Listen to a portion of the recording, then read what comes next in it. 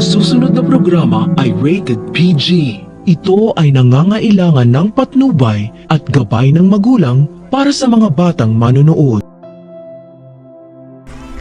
Ang buong akala ni Zoe hindi mabubuking ang ginawa niyang pagtulak kay Lolo Pepe dahil walang ibang tao malapit sa tulay kaya walang witness na magdidiin sa kanya.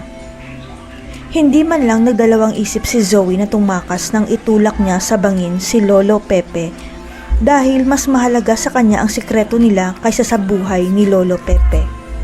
Hindi makapaniwala si Zoe na tratraidorin pala siya ni Lolo Pepe dahil ang akala niya hindi magsusumbong si Lolo Pepe kay Giselle at Doc Archie kapalit ang pagpapatakas sa kanya.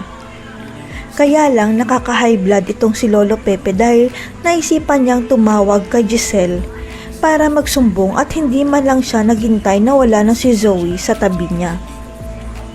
Si Lolo Pepe mismo ang nagpahamak sa sarili niya dahil inaway niya si Zoe habang tumatakas pa sila at hindi niya naisip na nakuha na niya sana ang tiwala ni Zoe.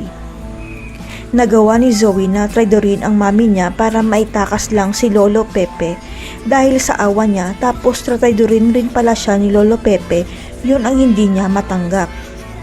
Tanging si Doc Carlos at Moira ang nakakaalam ng ginawang krimen ni Zoe at gagawin nila ang lahat-lahat para hindi mabisto ang anak nila sa pagtulak kay Lolo Pepe. Hanggang sa makatanggap ng tawag si Zoe na nakaligtas si Lolo Pepe dahil may nakakita ng katawan niya sa ilalim ng tulay at tiyempong napadaan si Annalyn sa nasabing tulay. Pero imbis na dalhin si Lolo Pepe sa Apex para magamot sa sarili nilang ospital, sa East Ridge dinala ni Annalyn si Lolo Pepe para si Doc Carlos ang mag-oopera sa kanya. Sa kasamaang palad, makukumatos rin si Lolo Pepe katulad ng nangyari kay Doc RJ at wala pang kasiguraduhan kung kailan magigising si Lolo Pepe para maibunyag ang katotohanan.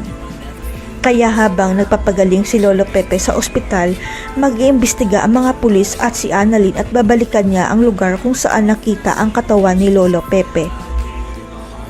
Hanggang sa makausap ni Annalyn ang isang lalaki na una niyang nakausap nang makita si Lolo Pepe sa tulay at maipinakita siya kay Annalyn sa kanyang cellphone.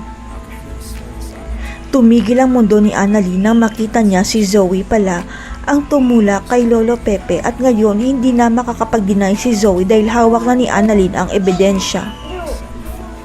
Ang hindi pala alam ni Zoe, may nakakita pala sa pagtulak niya kay Lolo Pepe at nirecord ang ginawa niyang krimen kaya siguradong makukulong na si Zoe dahil murderer siya.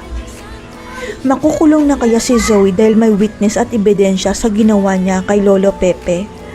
Masabi niya kaya ni Lolo Pepe ang katotohanan o magkakaroon siya ng amnesia? Abangan.